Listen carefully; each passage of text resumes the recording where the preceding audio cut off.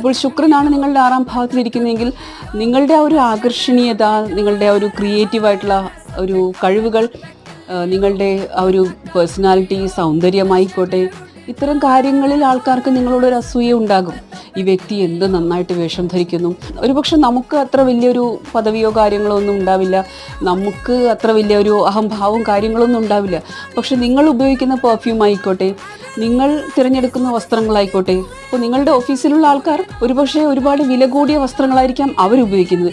പക്ഷെ നിങ്ങൾ എന്ത് ധരിക്കുന്നു, നിങ്ങൾ എന്ത് പെർഫ്യൂം ഉപയോഗിക്കുന്നു, നിങ്ങൾ എങ്ങനെ നിങ്ങളെ പ്രസൻറ്റ് ചെയ്യുന്നു, നിങ്ങൾ അണിഞ്ഞൊരുങ്ങുന്ന രീതി, ഇത് അവർക്ക് എപ്പോഴും ഇൻസെക്യൂരിറ്റി കൊണ്ട് കൊടുക്കുന്നതായിരിക്കും. അതുകൊണ്ട് നിങ്ങളോട് ഒരു അസൂയ വരും. അതായത് അവരുടെ കാര്യത്തെക്കാളും ചിന്തിക്കുന്നത് നിങ്ങളെക്കുറിച്ചായിരിക്കും.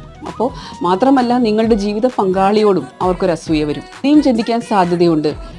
6ാം ഭാവത്തിൽ ശുക്രൻ ഉണ്ടാകുമ്പോൾ വ്യാഴം ഉണ്ടായാലും, 6ാം ഭാവത്തിൽ വ്യാഴം ഉണ്ടെങ്കിൽ പോലും